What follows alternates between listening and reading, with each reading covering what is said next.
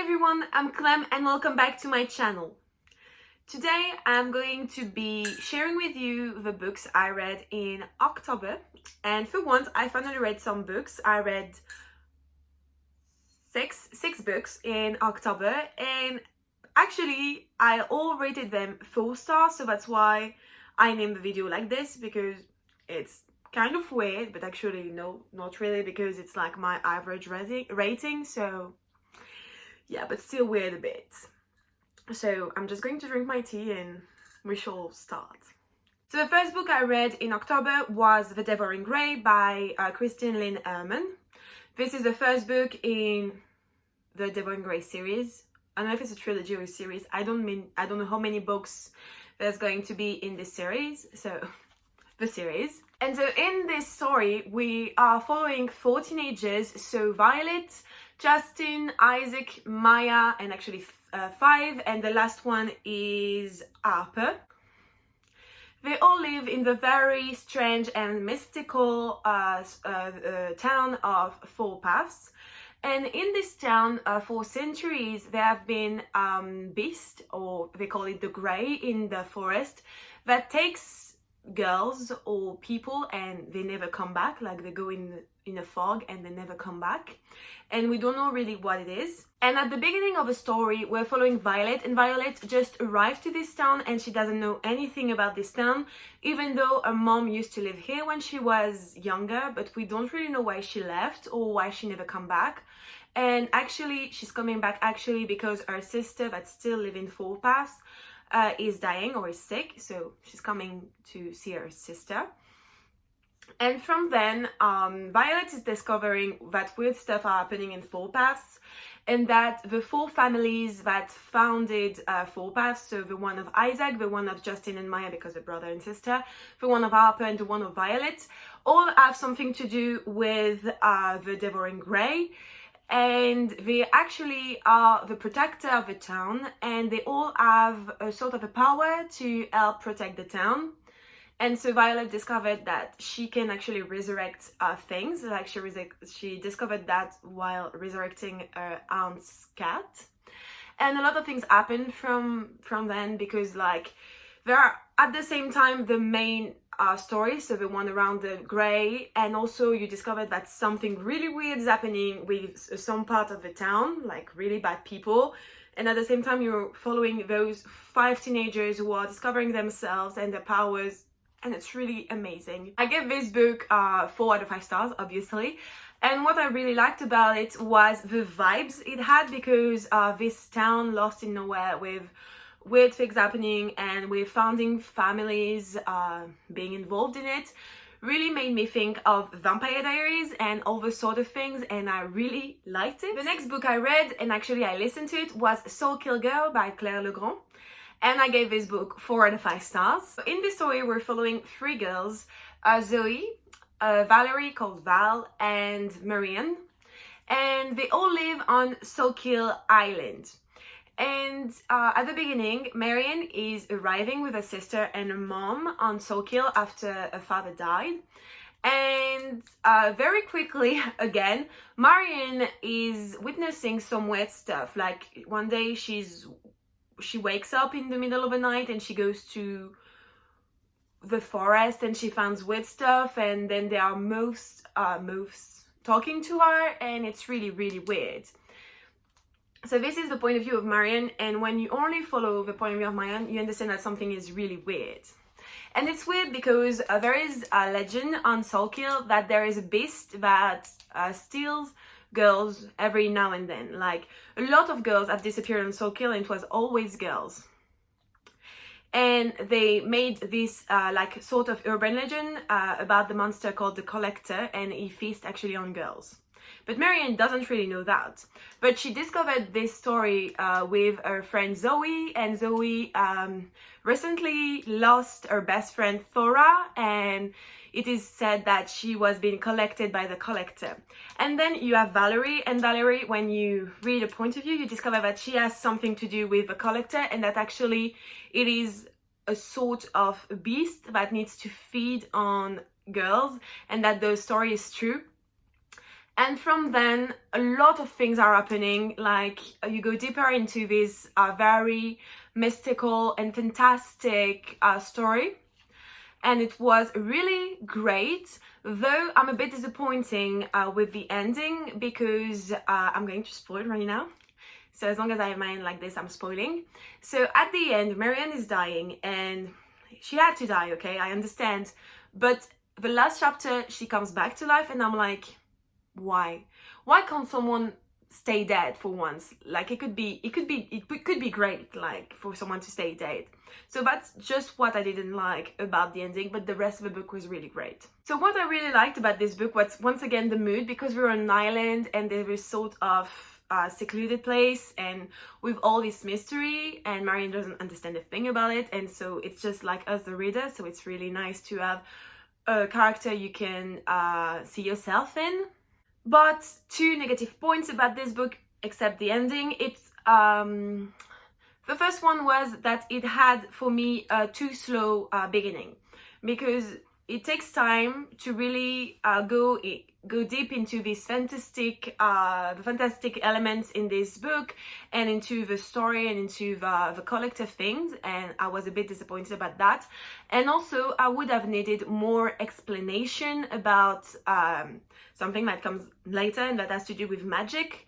So maybe, I don't know, there's no other books, so it's the only thing I would have liked, to have more details and more explanation on how this is happening, and how everything is possible on this island.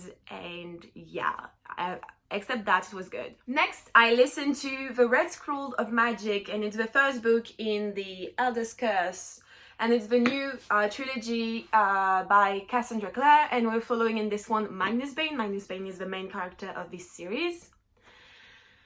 So I listened to it on Scribe, and I gave it 4 out of 5 stars. Are you shocked right now? Like, you didn't see that one coming. So here we're following Magnus and Alec just after the third book in the Mortal Instruments.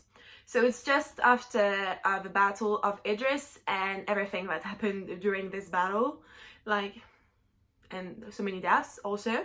So Magnus and Alec are traveling through Europe, and when they were in Paris, and they receive a message from Tessa, which is a witch, and she works for the Nanana maze or labyrinth.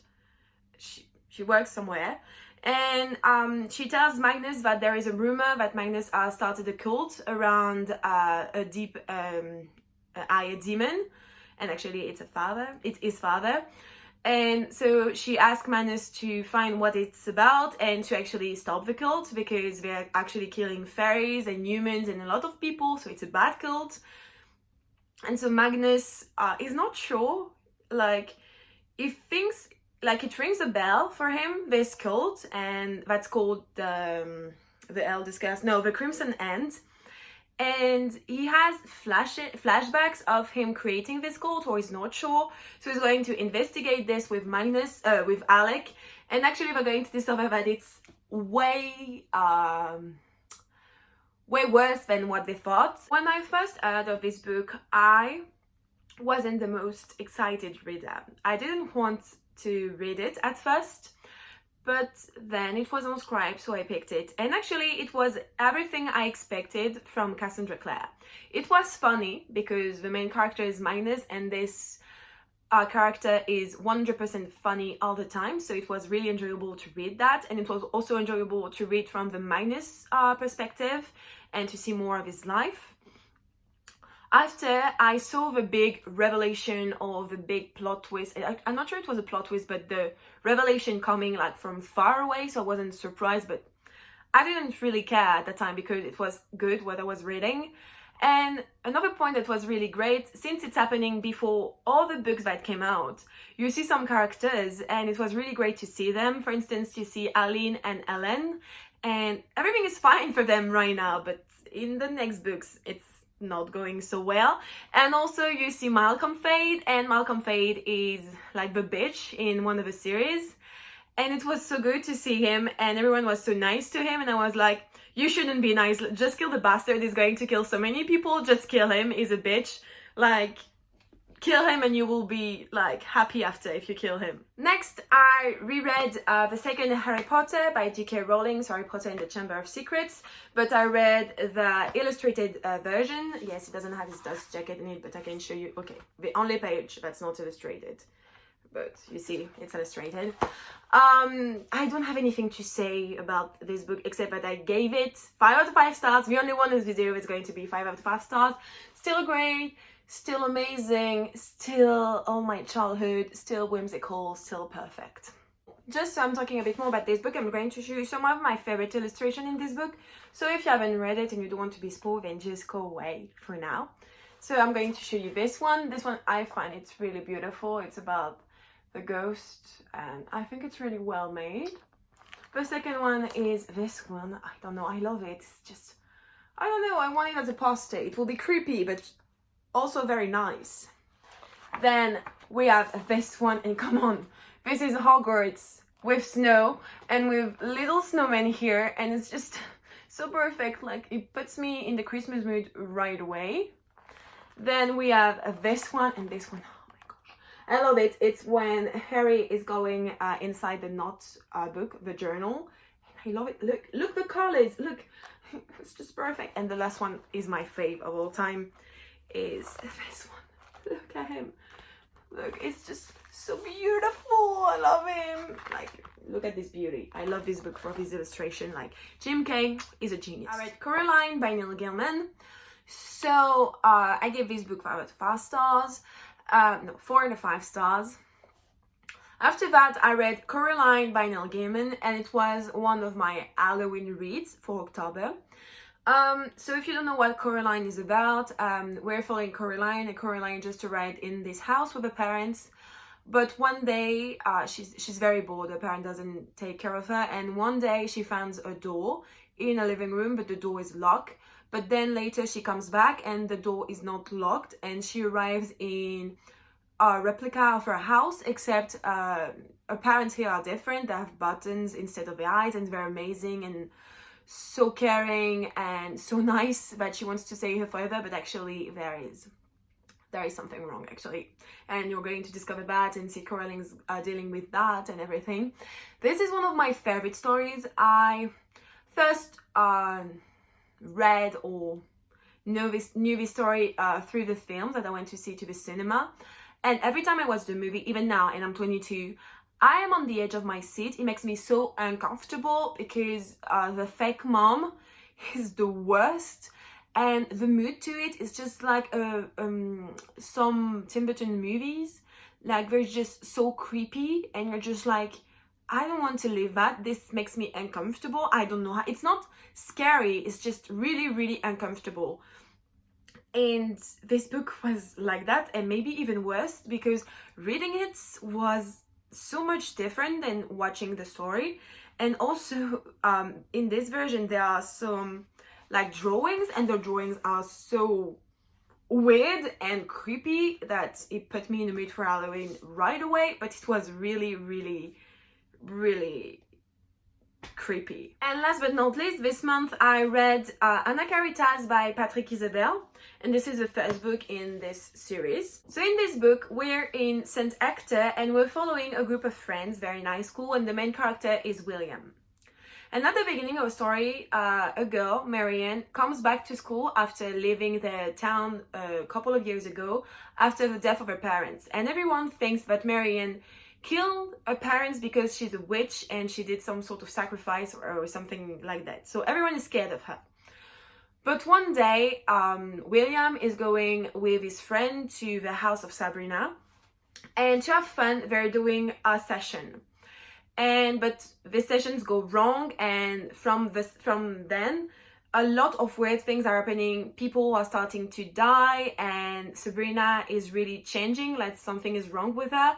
So William and his friend have to work with Marianne to understand what's happening and to stop whatever is happening in the town and to stop people from dying. This book was a huge surprise because I have never heard about it before, and my sister bought it for Christmas last year on my birthday, and so I never heard about it before. But it was really good actually. I really liked it, and I was scared because it played on things that I hate. For example, the first session, like the session of Ouija, is creepy as hell because reading about a session is so weird. And this one was really scary because at some point they all see different things, objects start flying. And what's really interesting and really scared me is that the people you're reading, the point of view of the people, they're like me, they don't believe in it. And the fact that those things are happening, it's so creepy and it's so well done that I was scared. And then after, so many other things are really scary because the author is playing on the mirrors. And for me, mirrors are one of the most scary objects I have out here because I've watched way too many horror movies where, you know, the character is like, they washing his hand, or like, he's looking in the mirror, nothing's here, he washes his hand, and boom, the killer is here, or a ghost, or an evil spirit, anything. The mirror are so scary. And before reading this, I was watching a TV series, a French TV series on Netflix called Marianne, and everything has to do with mirrors. I hate mirrors. So there's one scene in this book with a mirror, and I was like, oh my gosh, I'm so scared. I don't like that. I don't like that. And after so many other things are happening, like the main character, he feels like he's watched constantly and he can't sleep. And I'm like, I know this feeling, and it's freaking scary when you're in your room and you're sure that someone is looking at you. And so you can't sleep and you sleep with the light on. I'm not sleeping with the light on all the time, okay? Sometimes I'm got really scared and I'm like, I'm going to sleep with a light on tonight. And sometimes I just sleep with a light on because I fall asleep on my read. On my book, or not on my read. But yeah, I'm like, I know this feeling and it can be really scary. And everything was really great. You learn a lot about Marianne, and Marianne is really an interesting character. And the ending was very good because when you think that everything is over and that everyone is going back to normal, actually, bam! Weird stuff is happening, and they're like, where is the second book? And the second book is actually out, so I'm going to buy it very soon. But very, very great. I don't know if it was a French book at the start, if it's an American one, like a Canadian one, so in English. I don't know, but if it is, you should definitely read it if you like those sort of stories. It's not like a masterpiece, but it's really enjoyable and really nice. So yeah, guys, that's it for today. I hope you enjoy hearing me talk about the books I read. If you did, don't forget to subscribe to my channel. We're almost at 250 subscribers, and we can do it before the end of the year. Just 2 people need to subscribe, and it will be hard for me. And yeah, also like this video if you did. Tell me in the comments what was your favorite read in October. I would love to know, and I will see you next week. Bye, guys!